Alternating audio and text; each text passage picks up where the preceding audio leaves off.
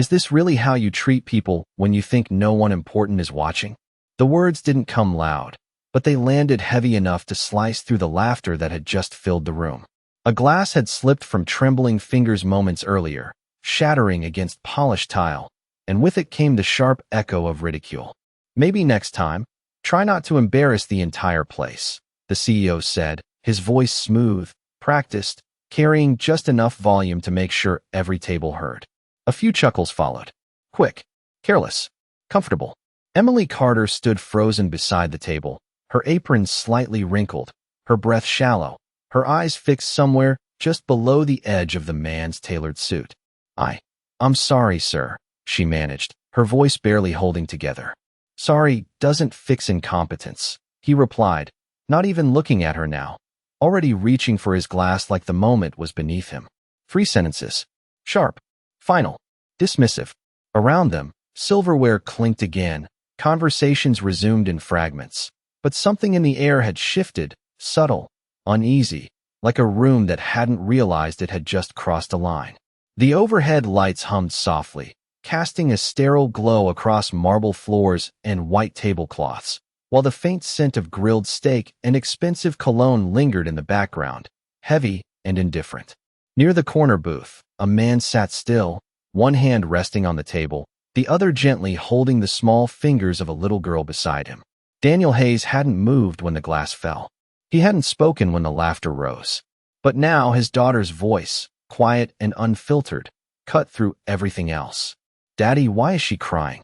The question wasn't loud, but it carried something the room didn't have anymore, honesty. Daniel looked down at her, then back at the young waitress standing alone in a space that suddenly felt too large for one person to bear. He exhaled slowly, the kind of breath that came from years of choosing silence over reaction, from learning that not every moment required a fight, but some demanded something else. Not anger, not pride, just dignity. Across the room, the CEO leaned back in his chair, checking his watch, already done with the moment he had created.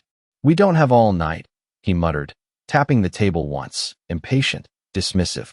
Another ripple of awkward laughter followed, thinner this time. Daniel released his daughter's hand, gently, and stood up, his chair sliding back with a soft scrape that seemed louder than it should have been. He didn't rush. He didn't raise his voice. He simply stepped forward, each movement measured, calm, intentional, until he was close enough to be heard without trying. You dropped something, he said, his tone steady. The CEO glanced up, mildly annoyed, expecting inconvenience, not interruption. Excuse me. Daniel met his eyes, not with challenge, not with anger, but with something far more unsettling, clarity. Respect, he continued quietly. You dropped it the moment you forgot she's a human being. And just like that, the room didn't laugh. It didn't breathe. It just paused. The CEO's smile did not disappear immediately, but it changed, tightening at the edges as if something unfamiliar had just brushed against his certainty. You think you can lecture me in my own restaurant, he said, his tone calm, but edged with disbelief. A man at the next table shifted in his seat. A woman lowered her glass halfway to her lips. The room was listening now, not out of curiosity, but because something real had entered the space, something that did not belong to status or wealth. Daniel did not move closer, did not raise his voice. I am not lecturing you, he said evenly. I am reminding you. The CEO let out a short breath through his nose, almost a laugh. Reminding me of what, exactly? Daniel's gaze did not waver. That how you treat someone who cannot answer back says more about you than any title ever will. 3 sentences. Quiet, direct, unshaken. The CEO leaned forward slightly, resting his elbows on the table, studying Daniel now as if recalculating. Do you even know who you are talking to? He asked. A few heads turned again, waiting for the name, the power, the weight that usually ended conversations like this. Daniel nodded once, slow, acknowledging without surrender. A man with a choice, he replied. Just like the rest of us. For a brief moment, no one spoke. The clinking of dishes in the kitchen seemed distant, almost muted, as if the walls themselves were holding their breath. Emily stood behind Daniel now, her hands still trembling slightly, but her eyes no longer fixed on the floor.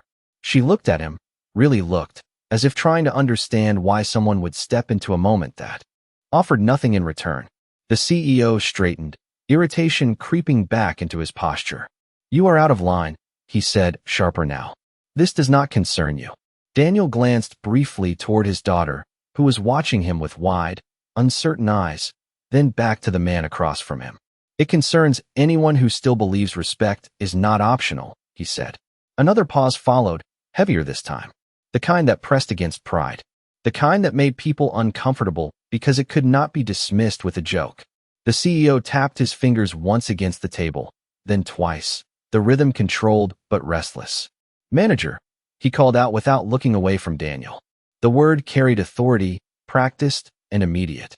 From across the room, a man in a dark suit approached quickly, his expression already tense, already aware that something had gone wrong. "Sir," the manager said carefully. "Handle this," the CEO added, gesturing slightly toward Daniel and Emily as if they were an inconvenience that needed to be removed. "I do not pay people to create scenes." The manager hesitated for half a second, his eyes flicking not to the CEO, but to Emily. It was brief, almost invisible, but it was there. Daniel noticed. Emily noticed. And in that small hesitation, something shifted again, quieter than before, but deeper. The manager cleared his throat. "Sir, perhaps we can resolve this calmly," he suggested, choosing each word with care. The CEO's expression hardened. "I was already calm," he replied. "Now I am being interrupted." Daniel exhaled slowly, not frustrated, not defeated, just steady. "No," he said, his voice softer now, but somehow stronger. "You were comfortable." And this time, no one in the room dared to laugh. The manager's hesitation did not go unnoticed, but the CEO chose to ignore it, leaning back in his chair with a confidence that had never once been challenged in rooms like this. "I will say this one more time," he said, his voice lower now, controlled, the kind of calm that expected obedience. "You and your commentary are no longer welcome here." A few people shifted uncomfortably in their seats, their eyes moving between Daniel and the exit, as if the ending had already been decided. Daniel did not look at the door. He did not argue. He simply stood where he was, steady, grounded, like a man who had learned long ago that leaving and backing down were not always the same thing. "If that is what you want," he said quietly, "then we will go." His daughter's small hand found his again, her fingers wrapping around his with trust that did not question outcomes, only presence.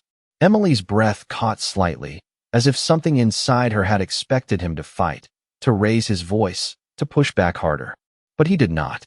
He chose something else, something quieter, something far more difficult. Dignity without resistance. He turned slightly, placing himself just enough between Emily and the table, not as a shield of force, but as a quiet boundary of respect. "Come on," he said gently to his daughter. "We are done here." The words should have ended it. They should have dissolved the moment back into polite noise and expensive dinners. But they did not. Because as Daniel stepped away, the absence he left behind did not feel like retreat. It felt like something unresolved, something hanging in the air that no one could quite name. The CEO watched him for a second longer than necessary, his expression tightening again, not with anger, but with something closer to irritation mixed with uncertainty. "People like him always think they are making a statement," he muttered, loud enough for those closest to hear. "In reality, they are just walking away." 3 sentences. Dismissive. Controlled. Familiar. But this time, no one echoed him. No one laughed. The silence that followed was not agreement. It was distance. Near the edge of the room, a server paused mid-step, her tray balanced carefully as her eyes flicked toward Emily. Another employee near the bar straightened slightly, his posture no longer casual. Small shifts. Almost invisible. But real. The kind that happen when people begin to question what they just witnessed. Emily stood still for a moment, watching Daniel move toward the exit, his daughter walking beside him, her head tilted slightly upward as if searching his face for reassurance. Then something in Emily changed. It was subtle, like a breath taken after holding it too long. Her shoulders straightened, her hands steadied, and for the first time since the glass had shattered, she did not look small. She took one step forward, then another. "Sir," she said, her voice calm, clear, no longer trembling. The CEO glanced at her, mildly annoyed again, expecting apology, expecting closure on his terms. "What now?" he asked. Emily met his eyes directly, not with defiance, not with anger, but with a calm that did not belong to someone who had just been humiliated. "I think," she said slowly, choosing each word with quiet precision, "you may want to reconsider how this ends." The manager's breath caught. The air shifted again, and somewhere between the polished floors and the quiet hum of the lights, the balance of the room began to tilt. The CEO's expression did not change immediately, but something behind his eyes sharpened, like a man who had just realized the conversation was no longer moving in a direction he controlled. "Reconsider," he repeated, his tone measured, almost amused. "You are in no position to advise me on anything." A few people shifted again, waiting for her to shrink, to apologize, to fall back into the role they had already assigned her. But Emily did not move. She stood with her shoulders steady, her chin level, her gaze unwavering in a way that did not seek approval. "This is not advice," she said calmly. "It is an opportunity." 3 sentences. Simple, clear, unafraid. The CEO let out a soft chuckle, shaking his head slightly, as if indulging something trivial. "You dropped a glass," he said. "You created a scene. And now you are offering me opportunities?" His fingers tapped lightly against the table again, but this time the rhythm was less certain, less controlled. "You should be grateful you still have a job after tonight." The manager inhaled sharply, almost imperceptibly, his eyes lowering for a fraction of a second before lifting again toward Emily. The air in the room felt tighter now, like a space slowly closing in on itself. Emily took one small step forward, not aggressive, not rushed, just enough to close the distance between uncertainty and clarity. "That is where you are mistaken," she said. Her voice did not rise. It did not need to. It carried on its own, steady and grounded, like something that had never depended on permission to be heard. The CEO's smile faded just slightly, replaced by a thin line of irritation. "Explain," he said. One word. Direct. Expectant. Emily's eyes did not leave his. "You assume this is your decision to make," she continued. "It is not." Around them, the quiet deepened, no longer awkward, no longer uncertain, but attentive in a way that felt deliberate. A glass was set down more carefully than usual. A chair shifted without a scrape. Even the distant sounds from the kitchen seemed to soften, as if the entire building had begun to listen. The CEO leaned back slowly, studying her now with a different kind of focus, not dismissive, not amused, but searching. "You are overstepping," he said, though the certainty in his voice had thinned. "You are a waitress." The word lingered, heavier than before, no longer just a label, but a line he expected to hold. Emily nodded once, acknowledging the title without resisting it. "Tonight, yes," she said. "That is the role I chose." A pause followed. Not long, but long enough. The manager's posture shifted again, straighter now, his hands clasped more tightly in front of him. The CEO's fingers stopped tapping. "Completely. Chose," he repeated, quieter this time. Emily exhaled softly, not from nervousness, but from patience, as if she had waited for this exact moment to arrive. "You spoke about embarrassment," she said. "About standards. About what belongs and what does not." Her gaze flicked briefly around the room, taking in the people, the tables, the quiet attention that now filled the space. Then she looked back at him. "So let us talk about standards," she continued. "The kind that cannot be bought. The kind that reveals itself when no one thinks it matters." The CEO did not interrupt this time. He did not laugh. He did not dismiss her. Because something had changed, and he could feel it, even if he did not yet understand it. Near the entrance, Daniel had paused, his hand resting lightly on the door, his daughter beside him. He did not turn back fully, but he did not leave either. He listened, not because he needed to prove anything, but because something in the tone of her voice told him this moment was no longer about defense. It was about truth. Emily took one final step forward, her presence now quiet but undeniable. "You asked who he thinks he is," she said, her voice soft but steady. "The better question is, who do you think you are speaking to?" And for the first time that night, the CEO did not have an immediate answer. The question did not echo loudly, but it settled into the room with a weight that no one could ignore. The CEO held her gaze, searching now not for weakness, but for something that would restore the balance he had always relied on. "I think," he said slowly, choosing his words with care, "that I am speaking to someone who has forgotten her place." Three sentences. Controlled. Familiar. But this time, they did not land the same way. Emily did not react. She did not flinch. She simply nodded once, as if acknowledging a perspective that no longer applied to her. That is the difference, she replied softly. I never forgot my place. A pause followed. Subtle. Expanding. The kind of silence that begins to carry meaning on its own. The manager shifted again, his posture now fully upright, his attention fixed on Emily with a focus that bordered on anticipation. Something in his expression had changed, something that suggested recognition rather than concern. The CEO noticed it. His eyes flicked toward the manager for just a fraction of a second, then back to Emily. Then enlighten me, he said, though the confidence in his tone had thinned further, replaced by something quieter, more cautious.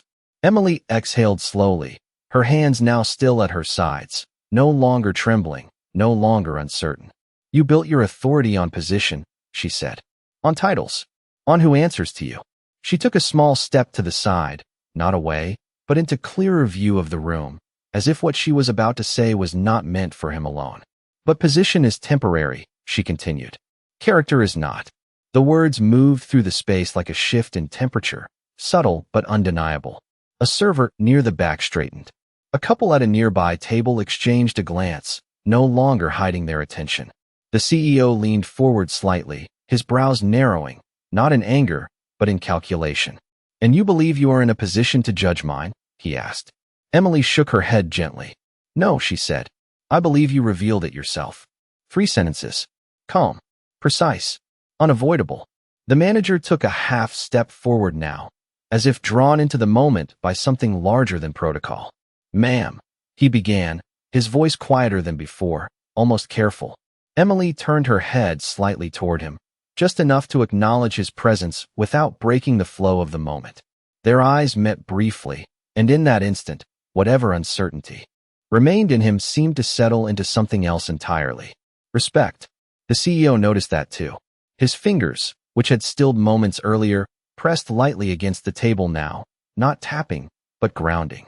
What exactly are you implying? He asked, his voice lower, the edge now replaced with something closer to restraint. Emily looked back at him, her expression unchanged, steady, composed, but now carrying a quiet authority that had not been visible before. I am not implying anything, she said. I am giving you the chance to understand before it is explained for you. The room held still again, but this time it was not tension that filled it. It was expectation.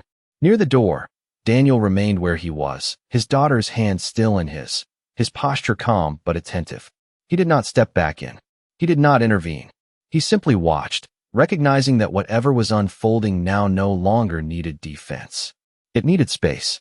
Emily took one final breath, her shoulders relaxed, her presence fully grounded in something deeper than the role she had been playing all evening. You spoke about standards, she said quietly. About what belongs in this room. Her eyes moved once more across the tables, the staff, the manager, and finally returned to the man in front of her. Now you are about to see who defines them. And this time, no one in the room mistook her for anything less than exactly who she was becoming in that moment. The words did not rush forward. They settled, slow and deliberate, like something that had been waiting beneath the surface far longer than anyone in the room had realized. The CEO did not respond immediately this time. His eyes narrowed slightly, not in dismissal, but in focus, as if he were trying to piece together a puzzle that no longer fit the assumptions he had walked in with. You are making a very bold claim, he said finally, his voice quieter now, stripped of its earlier performance. For someone in your position. 3 sentences. Controlled, but no longer dominant. Emily tilted her head just slightly, her expression calm, almost reflective. You keep returning to that word, she said. Position. A soft pause followed, the kind that invited thought rather than reaction. It seems very important to you. Around them, the room remained still, but the stillness had changed. It was no longer passive. It was attentive, almost expectant, as if every person present could feel that something irreversible was about to unfold. The manager stepped forward again, this time not out of obligation, but with intention. His voice was low, careful, but carried a weight that had not been there before. Sir, he said, addressing the CEO, though his eyes briefly flicked to Emily with a quiet acknowledgement. There may be context here that you are not aware of. The CEO's gaze snapped toward him, sharp now, the last trace of authority trying to reassert itself. Then I suggest you provide it, he said. Immediately. The manager hesitated, not out of fear, but out of respect for something unspoken, something that clearly did not belong to him to reveal. His posture straightened further, his hands now still at his sides. I believe, he said carefully, it would be more appropriate if she did. 3 sentences. Measured. Intentional. The CEO turned back to Emily, and for the first time, there was no hint of amusement left in his expression. Only focus. Only uncertainty. Then by all means, he said, gesturing slightly with his hand, though the motion lacked its earlier confidence. Explain. Emily did not move right away. She let the silence sit for a moment longer, not as a tactic, but as a reflection of control, of patience, of someone who understood that truth did not need to be rushed. The soft hum of the lights filled the space again, steady and low, while somewhere in the distance a dish was set down with unusual care.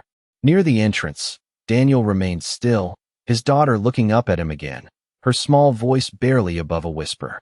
Daddy, is she okay? Daniel glanced down at her, then back toward Emily, his expression calm, steady, certain in a way that did not require explanation. She is, he said quietly. She just needed someone to see her. Emily took a slow breath, her shoulders relaxed, her posture now completely at ease, as if the role she had been playing all evening had finally fallen away. You are right about one thing, she said, her voice soft but carrying clearly through the room. This is about position. The CEO watched her closely, his attention unwavering now. Emily met his gaze without hesitation, but not the kind you think. A pause, a shift, a moment where the room seemed to lean forward without moving. The manager lowered his eyes briefly, not in submission, but in recognition. And then Emily spoke again, her tone unchanged, but her presence unmistakable. You assumed you had the authority to decide who belongs here, she said. What you did not realize is that you were never the one making that decision. And in that instant, the balance that had defined the entire evening began to break. The shift was not loud. It did not crash or shatter like the glass from earlier. It happened quietly, almost invisibly, the way truth often does when it no longer asks for permission to exist. The CEO held her gaze, but something in his posture had changed, something small but undeniable, like a man who had just realized the ground beneath him was no longer as steady as it once felt. You are speaking in circles, he said, though the certainty in his voice had thinned into something more cautious. If you have something to say, then say it. 3 sentences. Controlled, but no longer in command. Emily studied him for a moment, not with judgment, not with anger, but with a kind of calm that came from understanding exactly where this moment would lead. You built your authority on assumption, she said softly. On what you thought this room was. A pause followed, gentle but deliberate. You never stopped to ask who it belongs to. The words settled into the space like a quiet revelation, not dramatic, not forced, just undeniable. The manager stepped forward once more, his voice lower now, respectful, but carrying a clarity that could not be mistaken. Sir, he said, addressing the CEO, there is something you need to understand. The CEO turned to him sharply, but this time the reaction lacked its earlier force. Then understand it for me, he replied. Right now. The manager hesitated again, but only briefly, his eyes moving toward Emily, waiting, not for permission, but for acknowledgement. Emily gave a slight nod. It was small, almost invisible, but it was enough. The manager straightened fully, his voice steady now. This establishment, he said carefully, is not operated under your sole authority. 3 sentences. Clear, measured, irreversible. The CEO's expression tightened, confusion flickering across his face for the first time. What are you talking about? He asked, his tone no longer sharp, but searching. The manager did not look away. Ownership was restructured 6 months ago, he continued. Majority control was transferred. A quiet ripple moved through the room, not in sound, but in awareness, as if something long hidden had just stepped into the light. The CEO blinked once, then again, processing, recalculating. Transferred to who? He asked, the question coming slower now, heavier. The manager's gaze shifted once more to Emily, then back to the man in front of him. To her, he said simply. And then he stepped back. No flourish. No emphasis.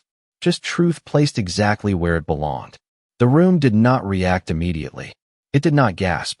It did not speak. It simply held still, as if everyone present needed a moment to let the meaning settle into place. The CEO turned back to Emily slowly, his eyes searching her face again, but this time not for weakness, not for defiance, but for confirmation.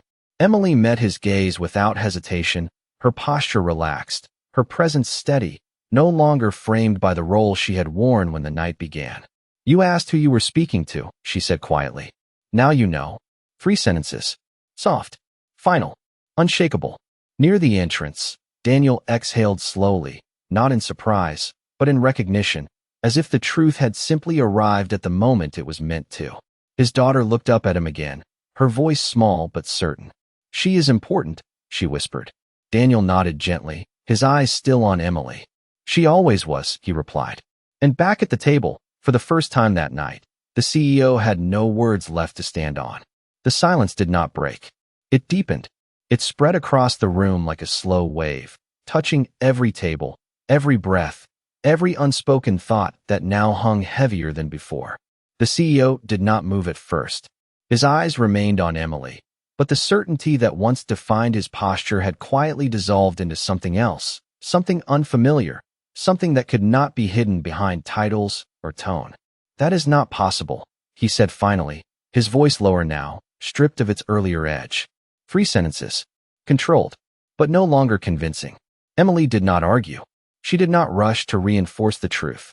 She simply stood there, allowing it to exist without explanation, without defense, as if it had always been there, waiting to be recognized. The manager remained still beside them, his silence now more powerful than any confirmation he could offer.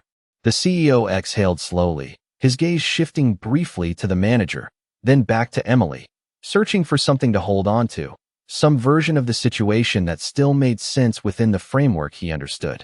If that were true, he said, his words measured, cautious, I would have been informed.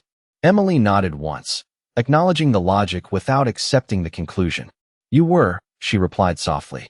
You just chose not to listen. 3 sentences. Calm. Final. The words settled without resistance, because there was nothing left in the room strong enough to push against them. A chair creaked softly in the distance. Someone set down a glass with careful hands. The ordinary sounds of the restaurant returned, but they no longer filled the space the same way. They moved around the moment, not through it. The CEO straightened slightly, his shoulders tightening as if instinct was trying to reclaim ground that had already been lost. This is highly irregular, he said, though the authority in his voice now felt more like habit than truth. Emily's expression did not change. No, she said. This is exactly how it was designed. A pause followed, deeper than before. Not uncomfortable, not tense, just clear. The kind of clarity that does not ask for agreement. Near the entrance, Daniel remained still, his hand resting lightly against the door, his daughter now quiet beside him, her small fingers still wrapped around his. He did not step forward. He did not step away. He simply watched, recognizing that the moment had moved beyond confrontation into something else entirely. Something that did not need force to complete itself. Back at the table, the CEO looked at Emily again, really looked this time, as if seeing her for the first time without assumption, without dismissal, without the shield of his own importance. The shift was subtle, but undeniable. Why? He asked, the single word carrying more weight than everything he had said before. Emily held his gaze, her voice steady, grounded, unchanged. Because I needed to know, she said, what kind of people were leading something I built. 3 sentences. Honest. Unfiltered. Unavoidable. The manager lowered his eyes briefly, not in shame, but in reflection, as if the answer had reached further than anyone expected. The CEO did not respond. He could not. Because for the first time that night, the conversation was no longer about control, or position, or authority. It was about something simpler, something harder, character. And in that quiet, undeniable space, there was nothing left to hide behind. The question lingered in the air long after it was spoken, not because it demanded an answer, but because it revealed something far deeper than anyone in the room had expected. The CEO did not look away, but the way he held himself had changed, no longer elevated, no longer untouchable, just a man standing inside the weight of his own choices. No one moved. No one spoke. Even the quiet hum of the lights seemed softer now, as if the room itself understood that something important had already been decided without a single command being given. Emily remained where she stood, her posture relaxed, her expression calm, not triumphant, not cold, just steady in a way that did not need validation. Leadership is not tested when everything goes right, she said gently. It is revealed in moments like this. 3 sentences. Quiet, clear, unavoidable. The CEO exhaled slowly, his gaze lowering for the first time, not in defeat, but in recognition. I misjudged the situation, he said, his voice measured, stripped of performance, stripped of control. The words were simple, but they carried more weight than anything he had said before. The manager remained still, his attention forward, his silence now respectful rather than uncertain.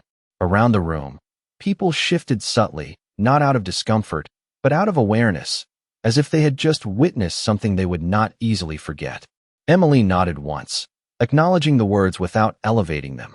You misjudged a person, she replied. That matters more. A pause followed, softer now, less tense, but no less powerful. Near the entrance, Daniel finally moved, not rushing, not hesitant, just steady as he guided his daughter a step closer, no longer leaving, no longer withdrawing, simply present. He did not interrupt. He did not speak. He did not need to. Emily's eyes found him for a brief moment, and in that glance, there was something unspoken, something understood without explanation. Gratitude, respect, recognition.